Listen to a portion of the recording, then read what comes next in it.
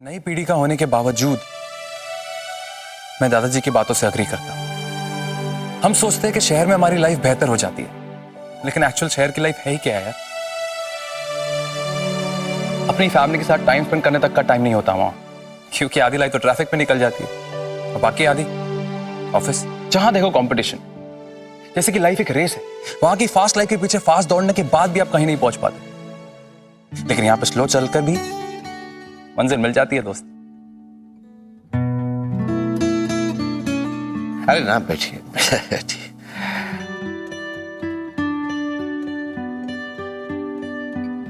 केवल लीलाधर जी ना, हमारे घर के बाकी बच्चे भी यही समझते हैं कि यहां रहना हर तरीके से शहर में रहने से बेहतर है। और हमें गर्व है अपने बच्चों पर, क्योंकि आजकल के बच्चे होते हुए भी ये अपनी जड़ों से जुड़े हुए। चाचा जी जो कह रहे हैं वो मैं समझ सकता हूं, क्योंकि ये पुराने ख्याल के हैं। लेकिन आप भी ऐसी सोच रखते हैं, ये सुनकर ताज्जुब हुआ। आप कहते हैं कि शहर में कंपटीशन है। कंपटीशन होगा तभी इंसान एड़ी चोटी का जोर लगाएगा, और तभी एक इंसान की असली पोटेंशियल दुनिया के सामने आ पाएगी।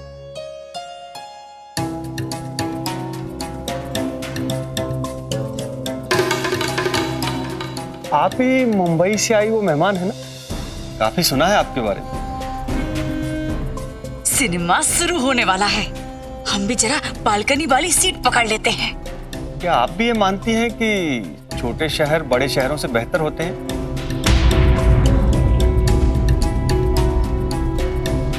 जी वो डिपेंड करता है, सबकी अलग अलग चॉइस होती है। अगर आपको शांत लाइफ पसंद है तो छोटे शहर में रह जाइए, और अगर आपको भागदौड़ वाली जिंदगी पसंद है तो बड़ा शहर ठीक है। सबकी अलग अलग सोच होती है, तो क्या बेहतर है वो उसकी अपनी चॉइस पे डिपेंड करता है। थैंक गॉड, मैडम ने आज शायद पहली बार कोई बात शॉर्ट एंड स्वीट में निपटाई होगी। अरे ये तो फुसकी बम निकला।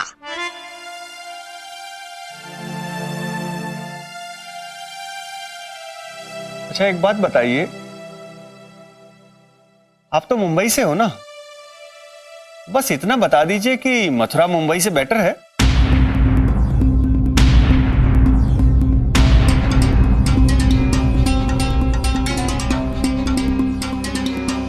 जी देखिए, मैं मुंबई में ही पैदा हुई थी और मुंबई में ही पली बड़ी हूँ, तो अगर मुझसे पूछेंगे तो ऑब्वियसली मुंबई ही बेहतर है।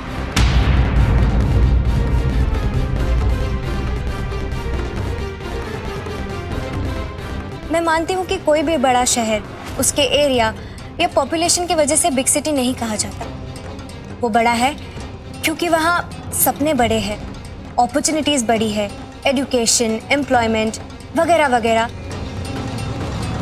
इसीलिए वहाँ का स्टैंडर्ड ऑफ लिविंग यहाँ से ओवरऑल बेटर है।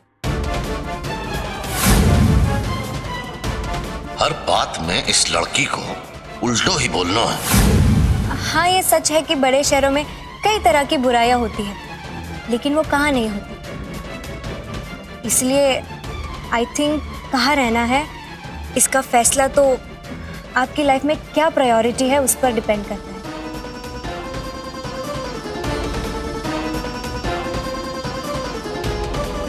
एक बार आपकी प्रायोरिटी सेट है तो बाकी सब अपने आप सेट हो जाता है। फिर बड़ा शहर हो या छोटा, आप कहीं भी खुश रह सकते हैं।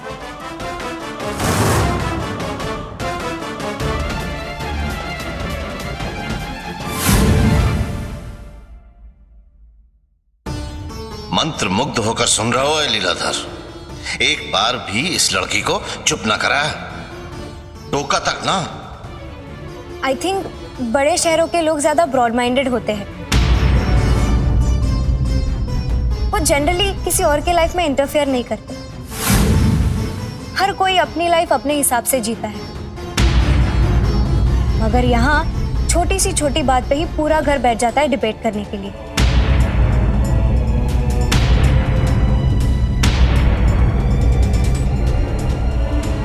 मैंने नोटिस किया है कि यहाँ फैमिली में जो बड़े हैं उन्हीं की ही चलती है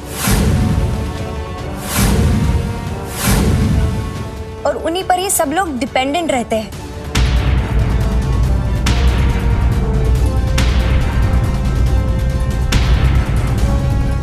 थैंक यू सो मच। आपने अपनी राय हम सबके सामने रखी, उसके लिए। देखिए पिताजी, इस बात का फैसला हमारे परिवार को लेना है, ना कि किसी बाहर वाले को।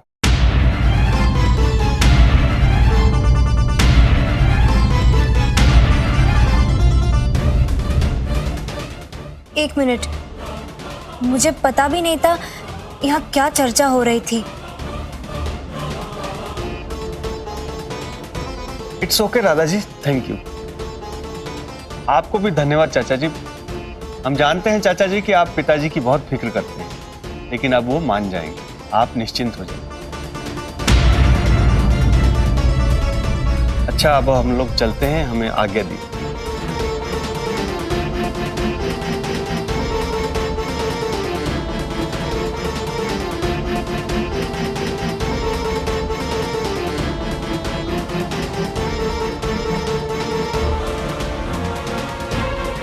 सर, मैंने कुछ गलत बोल दिया क्या? उन्होंने मुझसे सवाल पूछा जिसका मैंने अपनी समझ के हिसाब से जवाब दे दिया। एक्चुअली अब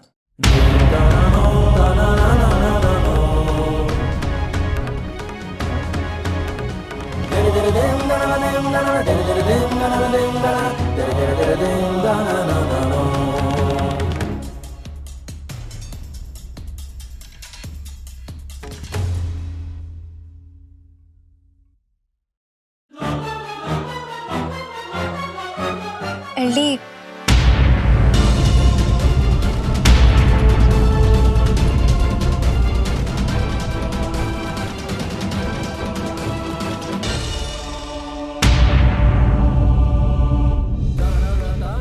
भैया आप उस लड़की के बातों पर ध्यान ही मत दीजिए। बिल्कुल ना समझ है वो, ना दिमाग है ना लिहाज। हम कह रहे हैं आपसे, ये राधा अच्छी लड़की ना है। छोटे परिवार की लड़की सोच भी छोटी ही रखती है। भैया, ये राधा घर तोड़ने वालों में से है, घर जोड़ने वालों में से ना। मां, ना कदली सीप भुजंगमुख स्वाति एक गुण तीन, जैसी संगति बैठी तैसो ही फल दी। इस रहीम जी के इस दोहे का अर्थ समझते हो? इसका अर्थ है कि बारिश की एक बूंद जब कदली पर पड़ती है तो ये कपूर बनता है, जब सीप पर गिरती है तो मोती बनता है, और जब सांप के मुंह में जाती है तो शहर बनता है। राधा भी बारिश की उस बूंद की तरह है, इसमें उसकी कोई गलती ना है, संगत का असर है। वो बुरी ना है, ना ही उसकी सोच गलत है, हाँ, पर उसकी प्रवृत्ति हमसे अलग। वो कहीं और पली बड़ी है, किन्हीं अलग हालात में। हमें तो डर इस बात का है कि उसकी सोच हमारे परिवार के लिए सही ना है।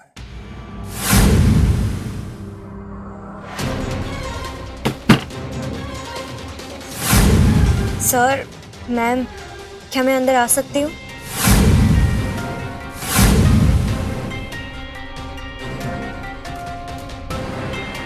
सब आपके लिए पानी।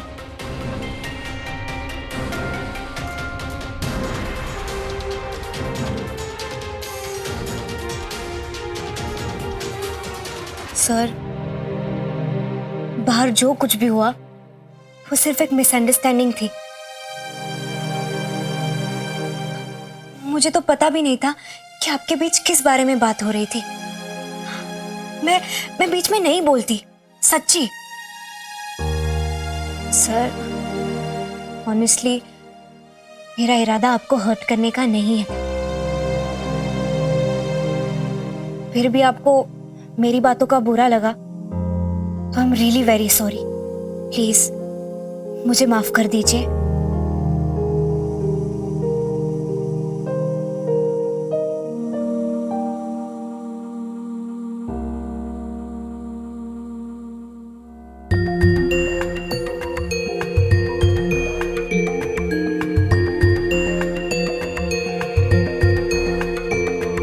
लीलाधर,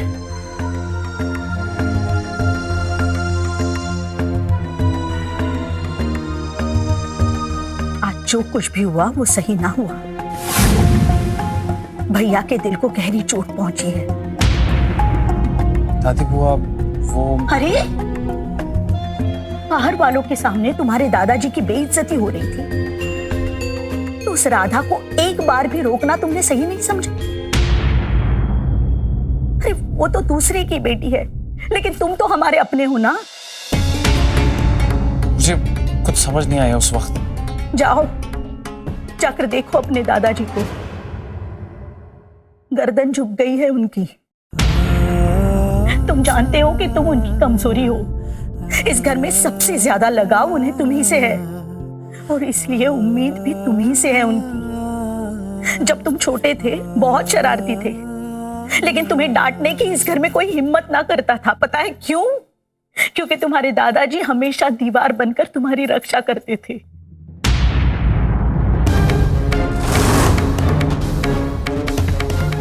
आज भी वो अपने मुंह से कहेंगे नहीं, लेकिन हमें पता है वो तुम्हें अपनी लाठी मानते हैं। और तुम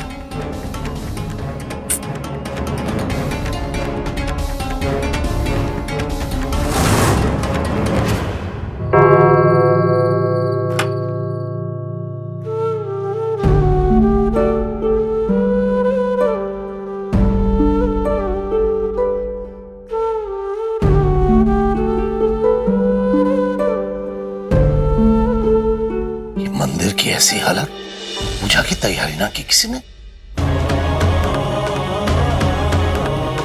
अखंड ज्योत भी बुझी हुई है।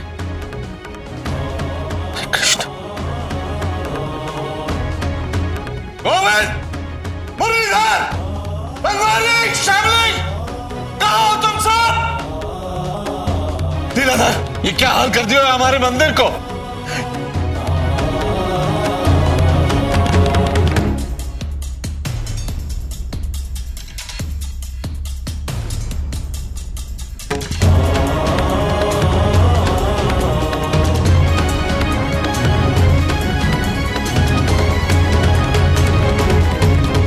Sir, I am really very sorry, लेकिन आपके ये नियम, ये रूल, ये सब मुझसे फॉलो नहीं होंगे। इसलिए मैं जा रही हूं यहां से। मैं जानती हूं आपको तकलीफ पहुंचेगी। I am really very sorry, लेकिन सच्चाई यही है कि ना आपको मेरे व्यूज कभी समझ आएंगे और ना मैं कभी आपके विचारों से सहमत हो पाऊंगी। मैं अपने सपने, अपनी जिंदगी, अपना अस्तित्व सब कुछ मुंबई छोड़ आई हूं। सोचा था यहाँ आकर नए सिरे से शुरू करूंगी, लेकिन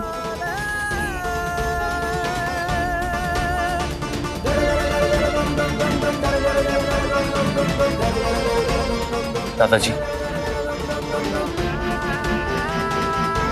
मेरे दिल में आपके लिए बहुत प्यार, बहुत इज्जत है। लेकिन दादाजी, मैं राधा से भी उतना ही प्यार करता हूं जितना कि आपसे। मैंने कभी नहीं सोचा था ऐसा होगा, लेकिन ऐसा हो गया दादाजी। मुझे माफ कीजिएगा दादाजी, लेकिन इस वक्त, इस सिचुएशन में मैं राधा का साथ नहीं छोड़ सकता। तुम क्या कह रहे हो लीलाधर? ना क्या क्या कहना चाह रहे हो तुम?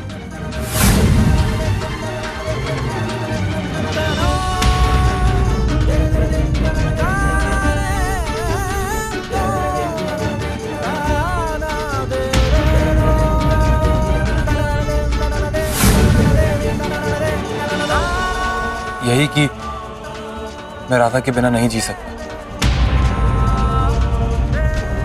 और मैं राधा के साथ मुंबई जा रहा हूं। ना लीलाधर, ना लीलाधर, ना ना, हम तुम्हें कहीं जाने ना देंगे। चले जाओ लीलाधर, ले जाओ राधा को मुंबई। यहां से बेहतर जिंदगी तुम्हें वहां मिलेगी।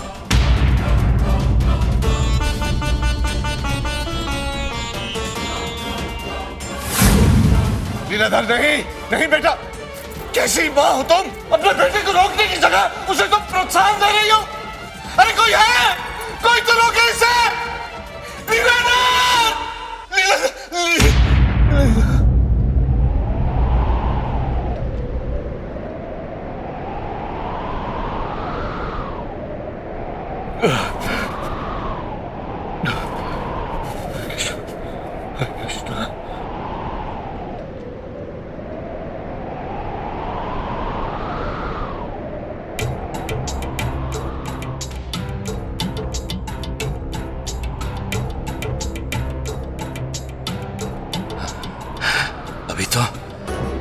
अभी तो रात ही है।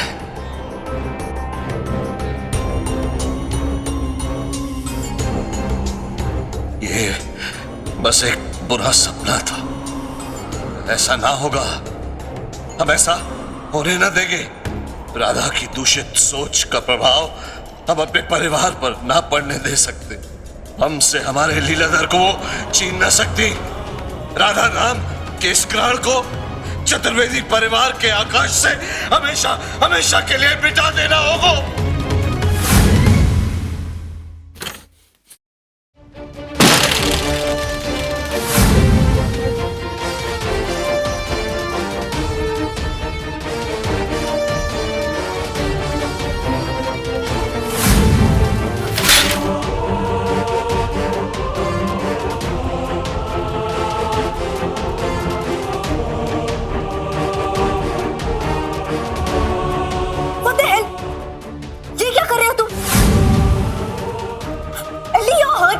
और तुम जो अपने फायदे के लिए लोगों को हर्ट कर रही हो उसका क्या?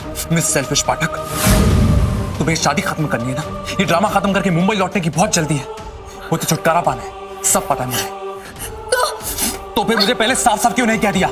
बाहर वालों के सामने तुमने दादाजी के खिलाफ बोलकर उनकी इंसल्ट क्यों की? एंडी, मैंने कोई प्लीज राधा, अब एक्सप्लेनेशन मत दो। तुमने इंसल्ट की ताकि वो तुम्हें रिजेक्ट कर दे। लेकिन एक बात गौर से सुन लो, अपने फायदे के लिए तुम मेरी फैमिली को हर्ट नहीं कर सकती। I am not gonna let you do that. Andy, मेरा हाथ छोड़ो। एंडी, मैंने कहा मेरा हाथ छोड़ो।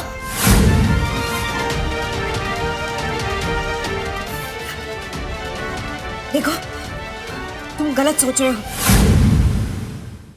मैं तुम्हें लॉजिकली एक्सप्लेन कर सकती हूँ, पर इस वक्त तुम नॉर्मली बात करने की स्टेट में नहीं हो। Calm down.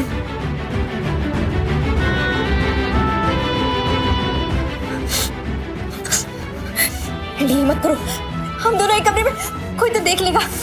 मेरा हाथ, एंडी, मेरा हाथ छोड़ो।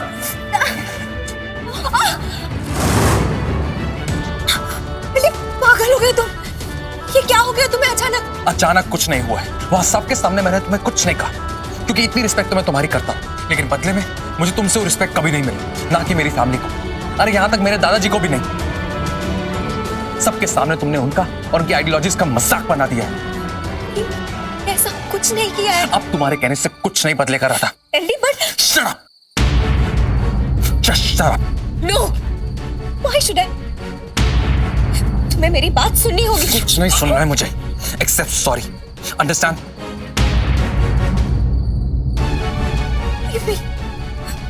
मैंने कुछ गलत किया ही नहीं। मैं सॉरी क्यों बोलूं? You're right. गलती तुम्हारी नहीं, गलती मेरी है। कुछ ज्यादा ही सच के रखा मैंने तुम्हें। पागल हो गए तुम। And mind your tongue. And you mind your language, Radha. समझती क्या तुम अपने आप को? मिस यूनिवर्स, बहुत अपमार्केट हो तुम। You're too classy, isn't it? और मैं और मेरे घर वाले bloody villages, गवार। क्या करूंगी इनके बीच में मैं? इसलिए कुछ ऐसा करती हूँ कि ये खुद तंग होकर मुझे निकाल दे। ये वो चाहिए ना तुम्हें? अरे मिल जाएगा यार, पेपर्स तो लाई हो ना तुम। बट प्लीज ऐसे घटिया तरीके मत यूज करो। अरे अच्छे लोग हैं वो, साफ दिल के, पूरी उम्र मेहनत करी मेरे दादाजी ने, पैसा कमाने के लिए नहीं, लेकिन इज्जत कमाने के लिए। क्योंकि पैसा तो कोई भी कमा सकता है यार, लेकिन इज्जत सिर्फ नसीब वाले को मिलती है। और जब इज्जत पे चोट लगती है ना, तो बहुत दर्द होता है राधा। लेकिन ये बात तुम कहां समझोगी, क्योंकि तुमसे ज्यादा इनसेंसिटिव इंसान मैंने अपनी लाइफ में नहीं देखा है। मिस्टर लीलाधर चतुर्वेदी, तुम मुझसे ऐसे बात नहीं कर सकते। पागल हो गए हो तुम। For God's sake, please calm down. Calm down?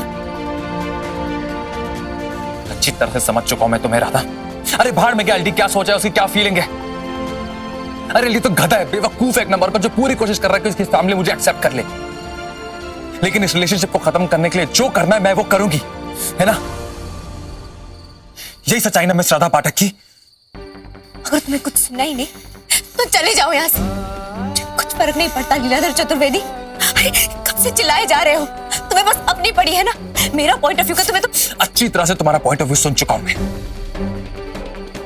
बड़े क्लियर कट तरीके से अपना ओपिनियन रख के आई हो तुम। वाह, मुझसे पूछा गया था और तुमने झट से जवाब दे दिया। वाह, 10 on 10 राधा पाठक। मुझसे पूछा गया था। You know what राधा, तुमने जो आज किया है ना, बहुत अच्छा किया है। क्योंकि कुछ साथी अटैचमेंट हो गई थी मुझे तुमसे।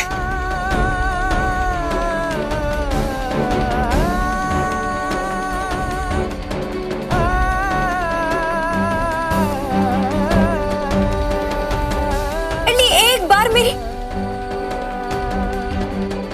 बात तो सुनने दो।